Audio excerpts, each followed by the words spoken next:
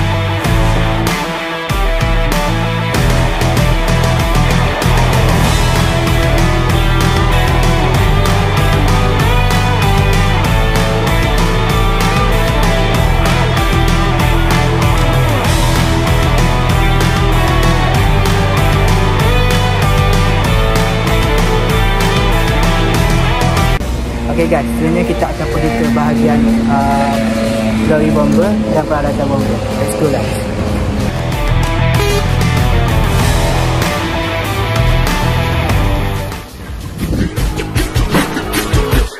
At the starting of the week, I tell me talks, you'll hear them speak.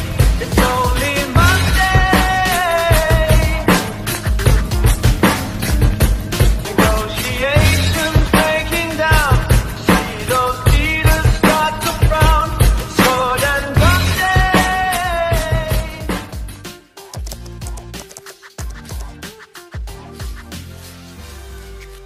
Okay, so hari ini kita akan pergi ke Balai Bomba Bandar Kuala Nerus. So kita nak pergi balik Balai Bomba tadi sebab bomba tu dah habis meeting. Let's go.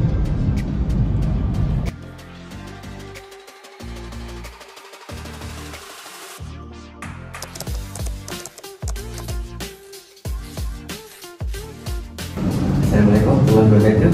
Kami pelajar Triniza tentang nak menemukan berkaitan dengan Jabatan Bomba dan Penyelamat Malaysia. Kalau kita kami nak sebut tentang nama cik jawatan cik Tuan. Okay, baik, terima kasih. Sebelumnya saya ucapkan selamat datang daripada pihak Indonesia kepada Pemerintah Penyelamat Kuala Nerus.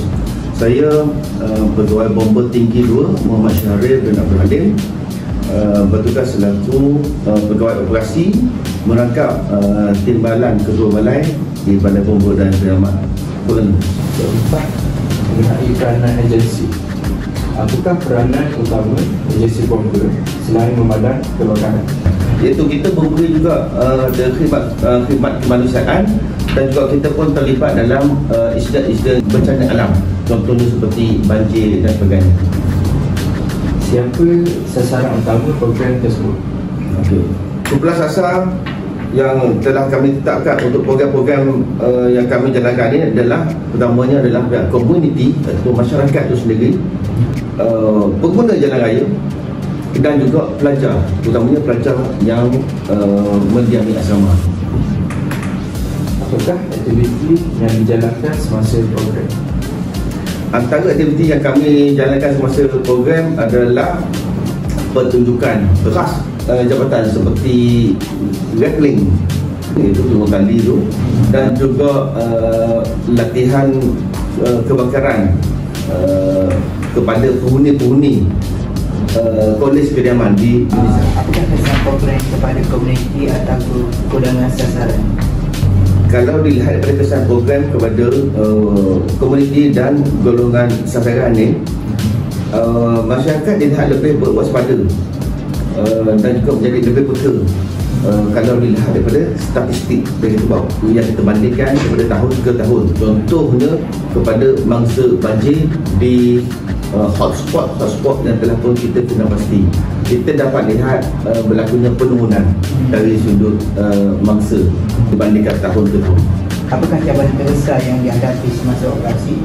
Cabaran terbesar yang kami hadapi antaranya adalah lokasi sesuatu insiden itu yang jauh, laluan yang sempit ke lokasi disebabkan oleh saiz jendela kita, dan juga alamat yang tidak jelas yang kami terima. Selanjutnya, apakah langkah yang diambil untuk mengatasi cabaran tersebut? Rancangan pra-insiden kebakaran, satu aktiviti yang mana termaktub dalam jadual harian tugasan di balai pada hari Rabu. Maksudnya setiap hari Rabu waktu pagi, semua anggota kami akan pilih premis tertentu untuk didokumentkan.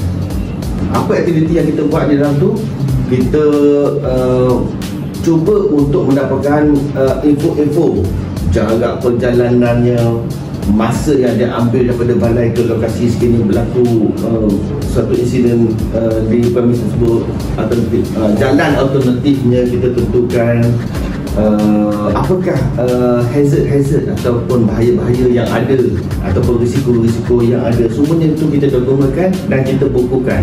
So daripada buku yang kita dokumentkan ini tentang premis tersebut tu akan banyak membantu kita dalam perjalanan kita ke premis tersebut sekiranya berlaku sesuatu insiden. Okay, kita pergi kepada soalan penutup. Apakah harapan Jabatan Bomba dan Penyelamat kepada masyarakat? Secara umumnya, harapan jabatan kepada masyarakat adalah supaya keselamatan dan kesejahteraan masyarakat akan lebih terjamin dengan segala perkhidmatan yang kami berikan serta program-program kesedaran yang dilaksanakan. Soalan seterusnya, apakah saranan untuk meningkatkan kesedaran keselamatan awam supaya masyarakat lebih berwaspada di mana sahaja berada dan apa sahaja yang sedang dilakukan. Setakat itu saya bisa membuat dengan ini. Saya mengucapkan terima kasih kepada Encik dan pihak Jabatan Bomba dan Penyelamat Malaysia kerana sudi untuk itu membuat pilihan. Terima kasih kami ucapkan kepada pihak daripada Indonesia. Terima kasih.